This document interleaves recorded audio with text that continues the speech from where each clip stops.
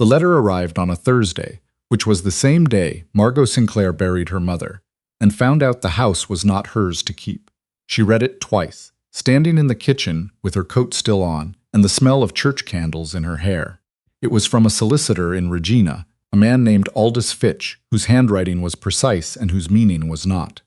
The house on Ellis Street had been mortgaged twice over, he wrote. The estate, such as it was, would not cover the outstanding balance. Miss Sinclair was advised to contact his office at her earliest convenience. She set the letter on the counter beside the kettle. She looked at the window. Outside, the November sky was the color of old dishwater, and the elm tree her mother had planted the year Margot was born had already lost every leaf. She was 31 years old, had $47 in a bank account in Winnipeg, and her name was on nothing. She called Aldous Fitch the following morning. He was polite in the way that men are polite when they have decided the conversation will be short. The bank held the mortgage. There was a second lien from a creditor she had never heard of. The sale of the furniture and contents, if conducted properly, might cover the arrears on utilities. Might. He used the word twice. Is there anything left? She asked. A pause. There is a parcel of land, he said, in Saskatchewan, near a place called Dunmore Flats. Your mother held the title. It came to her from your grandfather's estate some years ago. It is, I should say, unimproved. How unimproved? There is a structure on the property, a granary, I believe, and some fencing. The land itself is approximately 320 acres. Margot wrote it down. 320 acres. Dunmore Flats. She had never heard of Dunmore Flats. She sold what she could from the Ellis Street house. The dining room set, her mother's sewing cabinet, a pair of lamps that had been in the family since before Margot was born. She packed what remained into 2 cases and a canvas bag. She gave her landlord notice on a room she had been subletting near the university, where she had been working as a records clerk for the past 4 years. She handed in her resignation on a Wednesday and caught the train west on a Friday. It took most of a day. She watched the city fall away, and then the suburbs, and then the flat open land came up to meet the tracks and stayed there for hours without changing. The sky was bigger out here. She had forgotten that, or had never quite believed it when her mother said it. The sky in Winnipeg had buildings in it. This sky had nothing at all. She arrived in Dunmore Flats near dusk. The town was smaller than she had prepared herself for. A grain elevator, a post office that was also a hardware store, a diner with a handwritten sign in the window advertising the Tuesday special, and a single street of houses that petered out into gravel and then grass. The train stopped only because she had asked it to. A man named Bernard Colick ran the post office. He was in his 60s, thin as a rail, and wore the same expression whether he was handing over a parcel or delivering news of the dead. Margot had written ahead to ask about the property, and he had written back in 3 sentences. He met her at the door with a key on a wooden fob and directions she had to ask him to repeat. "You planning to stay?" he said. "For a while," she said. He looked at her in the way people look when they want to say something and have decided not to. "Road gets bad after a freeze," he said instead.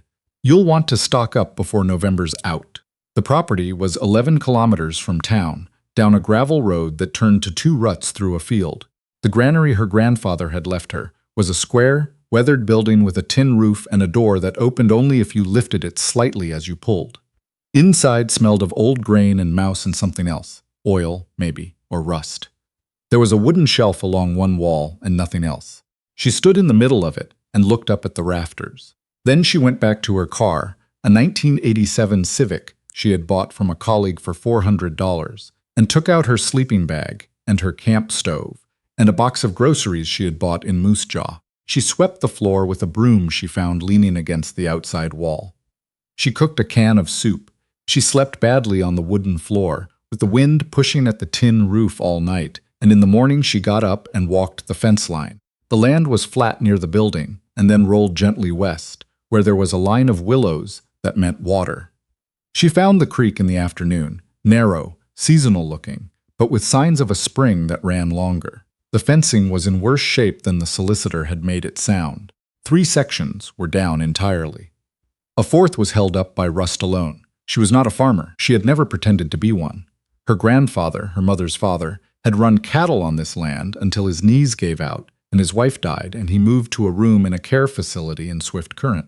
That was when Margot was 10. She had visited the farm twice, maybe 3 times, as a child. She remembered the smell of it. She remembered being cold. But she had $47 and a piece of land, and so she started there. The nearest neighbor was a man named Grant Ellery, whose property ran along her eastern fence line for about a kilometer. She met him on her 3rd day when she drove out to look at the broken fencing and found him on the other side of it, doing the same thing from his end. He was perhaps 50, broad across the shoulders, with the kind of face that had spent 20 years squinting into the wind. He wore a canvas jacket and did not smile when he introduced himself, which she found, after a moment, to be not unfriendly. "You're the Sinclair girl," he said. "Margot Sinclair," she said. He looked at the fence, and then at her, and then at the fence again. "Your grandfather let this go the last few years. I'd have offered to repair it, but I wasn't sure who'd be taking on the land. I'm taking it on." He looked at her again. This look was longer. "You know anything about cattle?" "No." "Crops?" "No." He nodded once, as if that confirmed something he had already calculated. "That fence is gone in 2 spots on my side as well. I'll get to it next week if the ground doesn't freeze." She said thank you, and he said nothing and drove his truck back up the field road. She watched him go. He had not offered help, exactly, and she had not asked for it. Exactly, and she found she respected the transaction. She spent the first 2 weeks on the structure itself. She had grown up watching her mother fix things. The woman had been relentlessly practical, a widow at 42 who had learned that if something needed doing, she was the one to do it. Margot had inherited enough of that to be dangerous. She bought lumber in town and reframed 2 weak walls. She insulated the north side with materials she found on clearance at a farm supply store 40 kilometers away. She built a sleeping loft, small but solid, and ran an extension cord from a power pole at the edge of the property that she had not known existed until Bernard Colick mentioned it in passing. She bought a second-hand wood stove from a man who was clearing out his late father's Gurgen Herbert, and Grant Ellery, without being asked, arrived one afternoon with a length of flue pipe she had been struggling to source. He set it down near the door. "Left over from a job last spring," he said. She said thank you again. He said nothing again. But he stood there for a moment, looking at what she had done to the interior, and she could see him revising something behind his eyes. He left without a word. The pipe was exactly the right diameter. She did not know what she was building toward, exactly. She had no livestock, no crop plan, no income. She had burned through most of her savings on materials and food. She took in some transcription work remotely, the kind of work that could be done at a laptop with a slow internet connection and a pair of headphones, and that kept the groceries coming. But she was not fooling herself. The land needed to earn something by spring, or she would need to think again. It was in December that she found the box. She had been shoring up the floor joists under the old granary extension, a lean-to section that her grandfather had added at some point, and that she had mostly been ignoring. She pulled up a section of rotted board and found a crawl space beneath, and in the crawl space, wrapped in oilcloth and then in a feed sack, was a metal cash box, the kind with a small lock, and beside it, a canvas wallet, and inside the canvas wallet, folded and dry and perfectly legible, a handwritten document that ran to 4 pages. She sat on the floor with it in her hands and read it twice in the fading light from the single bulb overhead. It was a grazing lease. Or rather, it was the original terms of a grazing lease, a private agreement, handwritten and signed, between her grandfather and a man named Dunstan Price, dated 1971, in which Price had agreed to pay a yearly sum for grazing rights on the eastern 200 acres of the Sinclair property for a term of 40 years with an option to renew. There was a second page, signed in 1998, in which Price's son, a man named Harlan Price, renewed the lease for a further 15 years at an adjusted rate, and a third page, signed in 2011, in which Harlan Price renewed again for another 10 years. She did the arithmetic slowly.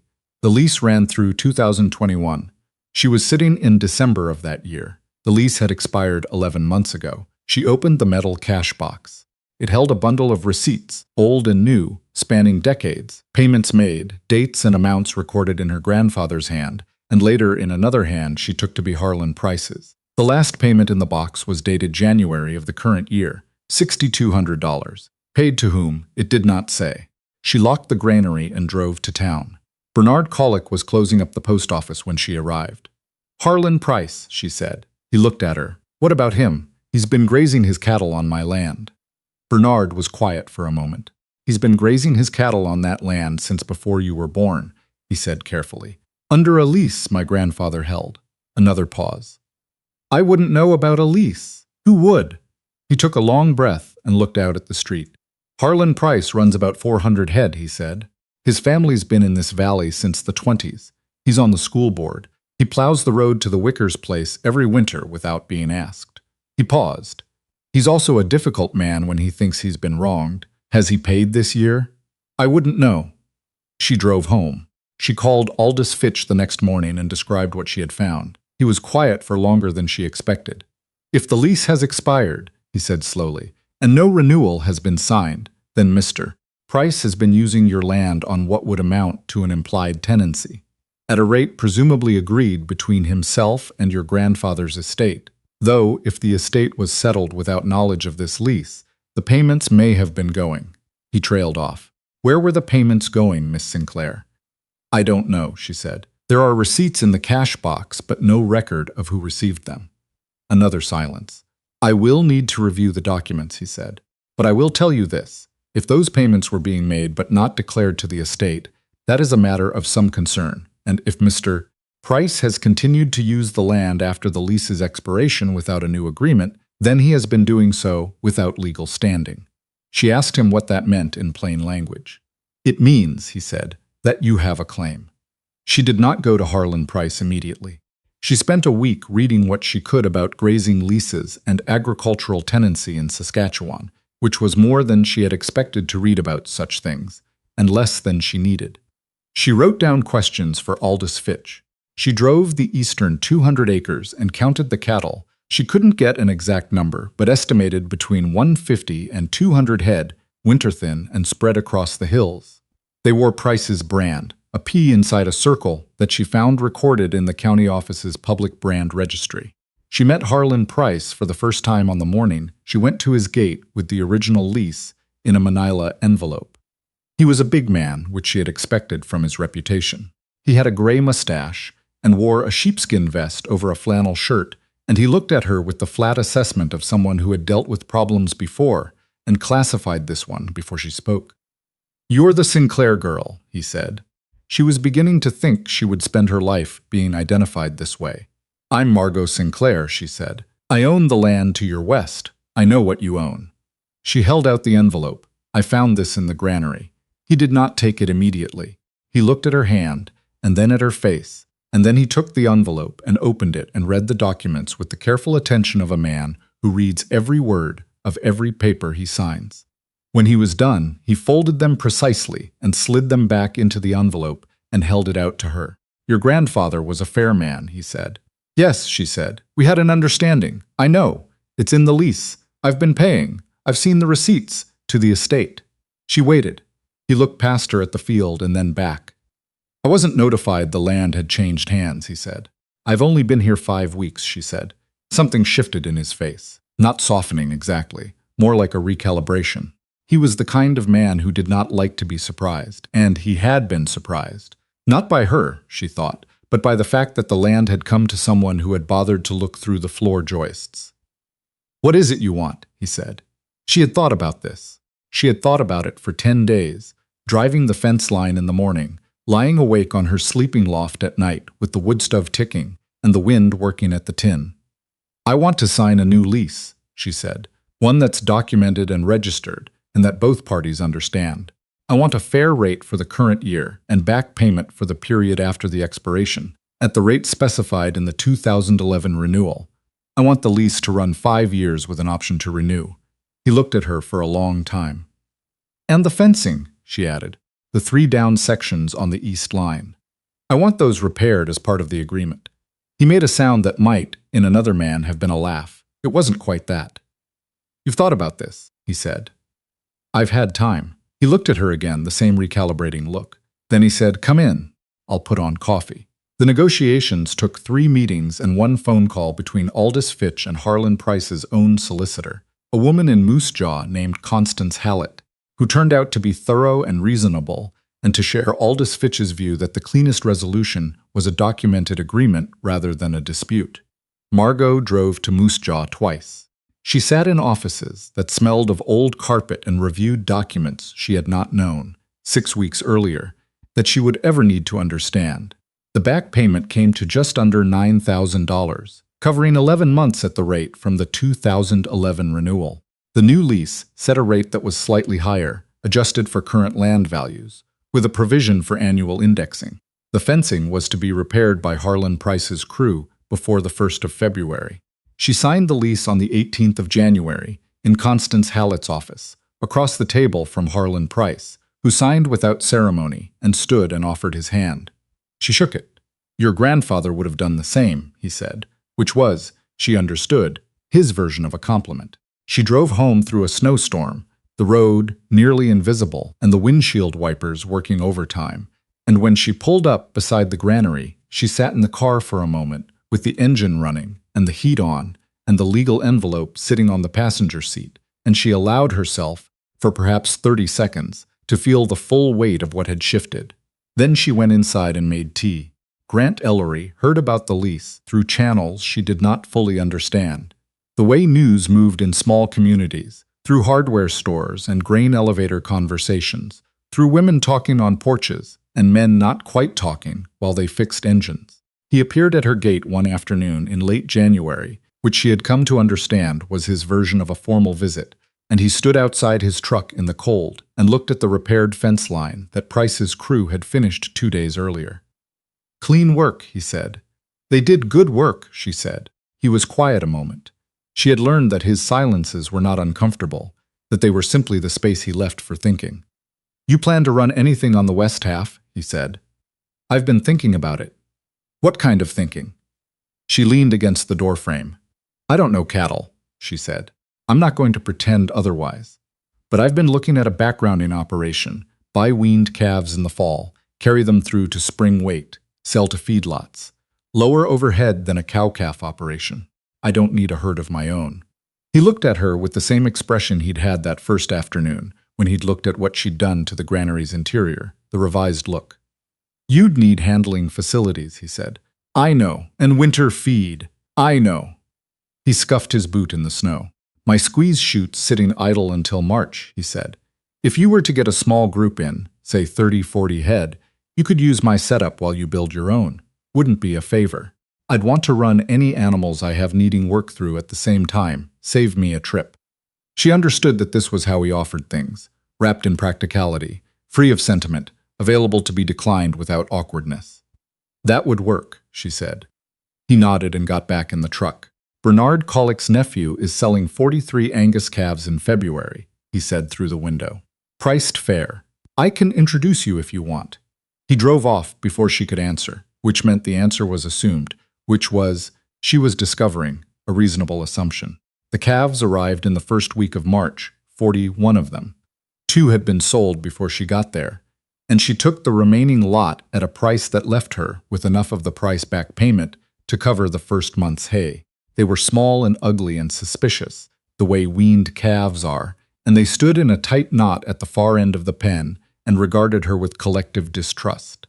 She spent the first 2 days just moving slowly around the perimeter, doing nothing, letting them adjust. That was something she had read and then confirmed with Grant Ellery, who said the same thing in fewer words. Don't rush them. The 3rd day she moved the feed trough closer. The 4th day, the boldest 2 began eating while she stood nearby. She had not expected to find anything in this, in the daily routine of feeding and checking and mending and watching. She was a records clerk. She had grown up in a city.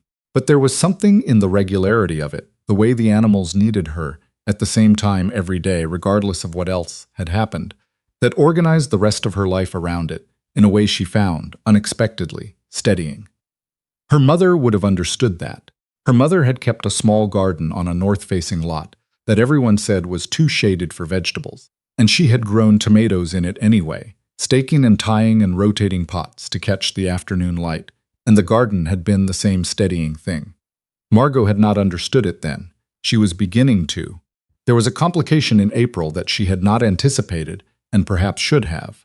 Her grandfather's estate had been settled by a lawyer in Swift Current, a man now retired, whose former partner was handling the relevant files. It was this partner who contacted her in April to tell her that a claim had been made on the Dunmore Flats property by a man named Roland Sinclair, who was her grandfather's nephew, and who had been living in British Columbia for 30 years and had not, to anyone's knowledge, visited Saskatchewan in that time. Roland Sinclair, according to the letter, was asserting that he had an oral agreement with her grandfather having been, Roland claimed, of diminished capacity in his final years, by which the Dunmore Flats land was to come to Roland's family. Roland had retained a lawyer. The claim was not, the letter was careful to say, a formal legal challenge yet. But it was, the letter implied, moving in that direction. She read it once and put it down.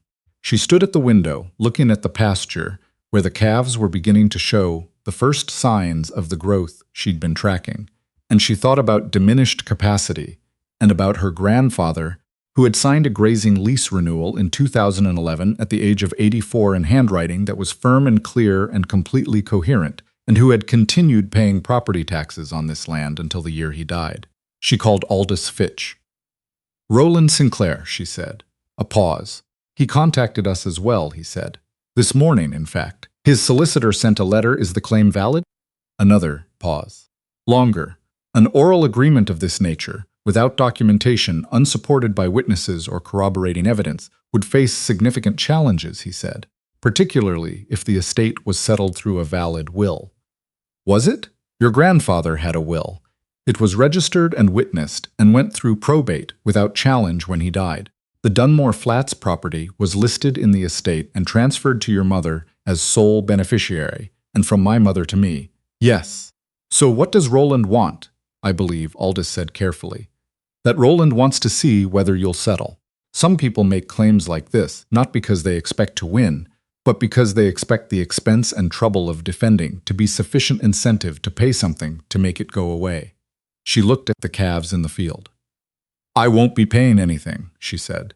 "I suspected that might be your position," he said. "I'll write to his solicitor accordingly." Grant Ellery heard about Roland through Bernard Colick, who heard through Constance Hallett's office, who had apparently heard from Aldous Fitch's assistant, and the whole chain moved faster than she would have thought possible in a place with so few people. He did not mention it for a week. Then one evening in late April, when she was mending a section of her west fence and he came by to return a bolt cutter he had borrowed, he said, "I heard you're being hassled about the title." "I'm handling it," she said. He leaned on his truck and watched her work. "Your grandfather was sharp as a tack till the day he died," he said. "I knew him 20 years. He had opinions about barbed wire gauges." She almost smiled. "Aldous Fitch seems to think the claim won't go anywhere." "It won't," he said. "Roland was here once, maybe 8 years before your grandfather passed. They didn't get on. Earl, your grandfather, told me afterward he'd updated his will." She looked up from the fence. "Did he say anything else?" "Said he was glad the land would stay with someone who'd work it." She held that for a moment. "He didn't know me," she said. "He knew your mother. He knew the line." Grant pushed off the truck and picked up the bolt cutter. "Harlan Price going to testify about the lease renewals, if it comes to that." "And Bernard was there when your grandfather signed the last one?" She nodded slowly. It was a different kind of wealth than she had thought to find here. Not the lease payment. Not the calves gaining weight in the south pasture, but the fact of a man like Grant Ellery standing at her fence line in the evening light, volunteering information she had not asked for, on behalf of a man 20 years dead who had chosen his people carefully. "Thank you," she said. He shrugged once and got in his truck.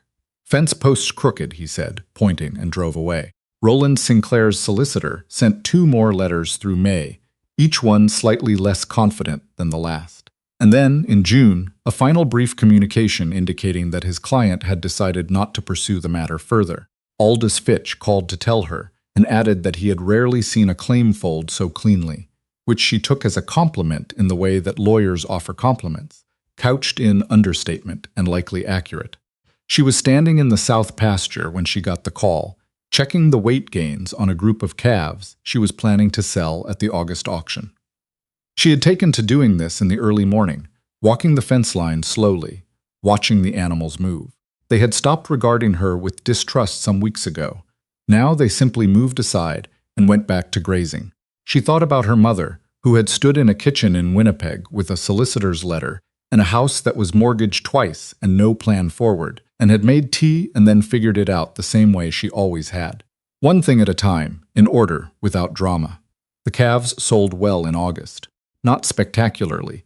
She was not in a position to be selective, and the market that year was middling, but well enough that after settling feed costs and the farrier's bill and a repair to the granary roof, she cleared just over $14,000. She put 12 of it aside for the following year's calf purchases, and the remaining 2 into fencing materials for the section she'd been planning to close off for rotational grazing. Aldous Fitch sent a final account summary in September.